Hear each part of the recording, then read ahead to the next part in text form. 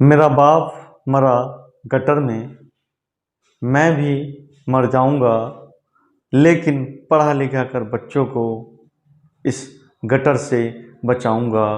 पढ़ा लिखा कर बच्चों को इस गटर से बचाऊंगा। साथियों नमस्कार, जय भीम। साथियों 2018 से 2022 तक 306 लोगों ने गटर और सेप्टिक टैंक्स को खाली करते समय अपनी जान गंवाई है। आज के वैज्ञानिक युग में जहां हम चांद पर पहुंच चुके हैं और मंगल की तरफ हमने अपना यान रवाना कर दिया है, वहीं अभी भी हम अपने गटर को साफ करने के लिए मानवीय श्रम का उपयोग करते हैं। साथियों, यह हमारे राष्ट्र के लिए एक शर्म का विषय होना चाहिए। एक मानव जो मलमूत्र को साफ करने के लिए गटर में घुसता है, क्या हम अपनी विज्ञान और तकनीकी का इस्तेमाल इन गटरों को साफ करने के लिए नहीं कर सकते? कहीं ऐसा तो नहीं देश की सरकारें जानबूझकर एक जाति विशेष के लोगों को सदा सदा के लिए नीचा बनाए रखने के लिए यह एक साजिश रच रही हैं?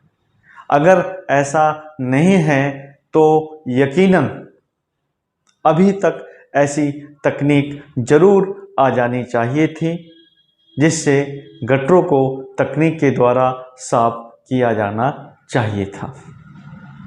अभी जो आंकड़े उपलब्ध हैं 2018 से 2022 तक, उसमें 18 राज्यों के ये जो आंकड़े आए हैं, इसमें तमिलनाडु, उत्तर प्रदेश और हरियाणा बेहद दयनीय स्थिति में हैं।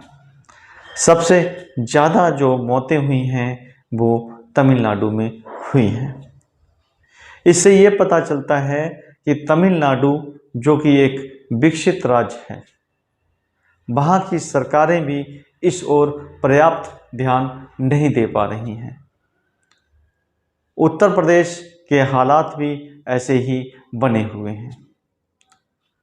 अन्य राज्यों के हालात इतने बुरे नहीं हैं, मगर अभी भी 18 राज्यों में इस तरह की मौतों का होना हमारे लिए एक कलंक है। आखिर हमें इस कलंक से कब छुटकारा मिलेगा? इस देश की सरकारें अरबों खरबों रुपए विभिन्न मदों पर खर्च करती हैं। क्या उन्हें ऐसी तकनीक विकसित करने के लिए अपने वैज्ञानिकों को प्रोत्साहित नहीं करना चाहिए, ताकि हम मानवीय गरिमा को बचा सकें? पूरे विश्व में जब ये तस्वीरें जाती होंगी कि भारतवर्ष में अभी भी गटर के अंदर एक मनुष्य घुसकर मलमूत्र साफ कर रहा है, तो वो कितनी दयनीय स्थिति दिखाती हैं इस राष्ट्र की। हम विश्व गुरु होने की बात तो करते हैं, परंतु क्या हमारा आचरण इस तरह का है?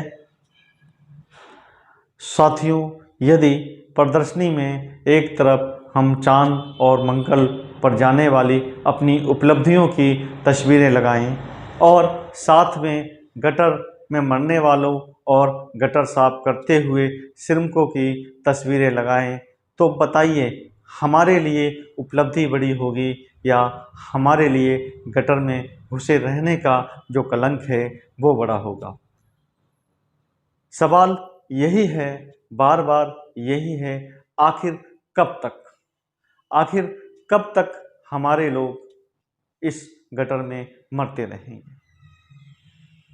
सरकारें कब इस बात को आश्वस्त करेंगी कि आज हमने गटर में मानवीय श्रम का पूरी तरह से प्रतिबंध लगा दिया है? ऐसा नहीं है कि विदेशों में गटरों की सफाई नहीं होती है और वहाँ पर मानवीय श्रम का भी कई बार उपयोग किया जाता है, परंतु उसका उपयोग उसी प्रकार किया जाता है जैसे चंद्रयान से कोई चंद्र यात्री जब नीचे उतरता है तो उसके पास एक शानदार तकनीक से लैस शूट होता है, जिससे उसकी संपूर्ण रूप से रक्षा होती है। अगर मानवीय श्रम का इस्तेमाल गटर में जाने के लिए बाई चांस किया भी जाता है तो क्या हम अंतरिक्ष यात्री जैसे पूरी तरह से सेफ्टी सूटों का इस्तेमाल नहीं कर सकते? एक बार हम सबको इस पर विचार करना चाहिए। देश और राज्यों की सभी सरकारों को इस ओर समुचित ध्यान देना चाहिए और जितना जल्दी हो सके मानवीय श्रम को इस कलंक से बचाना चाहिए। मेरी अपील है सभी लोगों से कि वो ज़्यादा से ज़्यादा जहाँ पर भी इस तरह की कोई घटना देखते हैं उसके फ़ोटो खींचें और उसे पीएम और सीएम अगर वो स्टेट में हैं तो उन्हें भेजें और उनकी लानत मलानत करें। शायद ऐसा होने पर इस कलंक से हमें छुटकारा मिल सके और मानवीय गरिमा जैसी थी वैसी बनी रहे। आज के लिए इतना ही।